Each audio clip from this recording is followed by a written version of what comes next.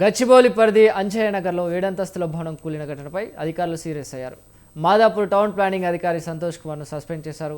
అక్రమ నిర్మాణాలను అడ్డుకోవడం లేదన్న ఆరోపణలపై సంతోష్ కుమార్ను సస్పెండ్ చేస్తూ సైబరాబాద్ మున్సిపల్ కార్పొరేషన్ కమిషనర్ ఉత్తర్వులు జారీ చేశారు. మరోవైపు అంజయ్య నగర్లో భవనం శిథిలాలను రెస్క్యూ సిబ్బంది తొలగిస్తున్నారు. శిథిలాలు పడడంతో దెబ్బతిన్న పక్కనే ఉన్న అపార్ట్మెంట్స్ను హైడ్రా కూల్చివేయనుంది. శిథిలాల కింద ఇంకా ఎవరైనా ఉన్నారేమో అన్న అనుమానంతో గాలింపు కొనసాగుతుంది.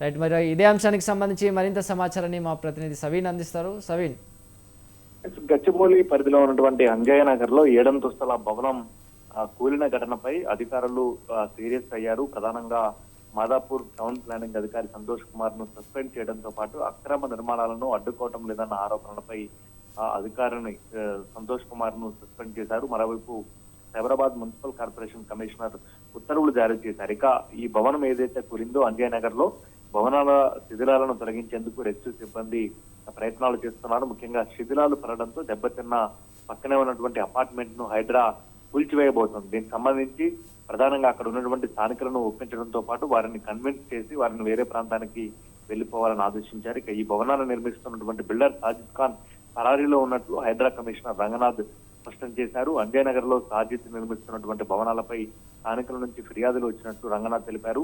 చిన్న స్థలాల్లో పెద్ద ఎత్తున అధిక అంతస్తులు నిర్మించి వాటిని హాస్టళ్లుగా వినియోగిస్తున్నారన్నటువంటి ఆరోపణలపై అధికారులు ప్రత్యేక దృష్టి పెట్టబోతున్నారు. ఇక సాజిద్ నిర్మించినటువంటి ఇతర భవనాల వివరాలను కూడా అధికారులు పరిశీలించే అవకాశం ఉంది. వాటి నాణ్యత ఏ విధంగా ఉంది అనే అంశాలపై నిబంధనలకు విరుద్ధంగా ఉన్నటువంటి నిర్మాణాలను తొలగిస్తామంటూ ఇప్పటికే హైడ్రా కమిషనర్ రంగనాథ్ తెలిపారు. ఇక అంజయ్ నగర్ లో ఇట్లాంటి అక్రమ నిర్మాణాలు మరిన్ని ఉన్నాయి, వాటిపై చర్యలు తీసుకుంటాము త్వరలో అంటూ కూడా రంగనాథ్ తెలిపారు. ప్రధానంగా ఈ ఘటన జరిగిన తర్వాత ప్రధానంగా ఈ కేవలం 50 గజాల స్థలంలో 7 అంతస్తుల భవనంతో పాటు పెంట్ హౌస్ కూడా నిర్మాణం చేపట్టినట్లు అధికారులు స్పష్టం చేస్తున్నారు. ఇక భవనం నాలాను ఆనుకుని నిర్మించినట్లు సరైన సెట్ బ్యాక్లు కూడా లేవని అధికారులు చెప్తున్న పరిస్థితి మనకు కనపడుతుంది. భవనానికి సైబరాబాద్ మున్సిపల్ కార్పొరేషన్ నుంచి అనుమతి లేదని అధికారుల నుంచి సమాచారం అందుతోంది. మరోవైపు ఇంత చిన్న స్థలంలో ఇంత భారీ నిర్మాణం ఎలా కొనసాగిందన్న ప్రశ్నలు ఇప్పుడు పెద్ద ఎత్తున తలెత్తుతున్నాయి. భవనానికి పర్మిషన్ లేకుండా 7 అంతస్తులు పైన పెంట్ హౌస్ నిర్మించే నేపథ్యంలో ఎందుకు అధికారులు అప్పుడు చర్యలు తీసుకోలేదన్న ప్రశ్న కూడా తలెత్తుతున్న పరిస్థితి మనకు కనబడుతుంది. నిర్మాణం పూర్తయ్యే దశకు చేరుకున్నప్పటికీ అధికారులు ఎందుకు అడ్డుకోలేదు, ఈ అంశం పైన కూడా విచారణ చేపడుతున్నట్లు హైడ్రా కమిషనర్ తెలిపారు. ఒకవైపు బిల్డర్ పరారీలో ఉండగా మరోవైపు ఇంత చిన్న స్థలంలో భారీ నిర్మాణం ఏ విధంగా కొనసాగింది అనేది ఇప్పుడు ప్రధాన ప్రశ్నగా మారిందని చెప్పుకోవచ్చు. గతంలోనే భవన నిర్మాణంపై అనేక ఫిర్యాదులు వచ్చినా ఎందుకు చర్యలు తీసుకోలేదన్న కోణంలో అధికారులు దృష్టి సారించారు. మరోవైపు బిల్డర్ కు ఎవరి సపోర్ట్ ఉంది, అక్రమ నిర్మాణం ఏ విధంగా కొనసాగింది, నిబంధనలను పర్యవేక్షించాల్సినటువంటి అధికార యంత్రాంగం ఏం చేసింది అనే ప్రశ్నలకు సమాధానాలు త్వరలోనే రాబడతామంటూ హైడ్రా చెప్తున్న పరిస్థితి మనకు కనబడుతుంది.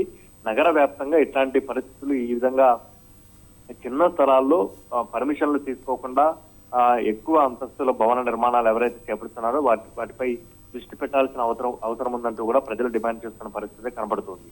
Right, thank you Saveen.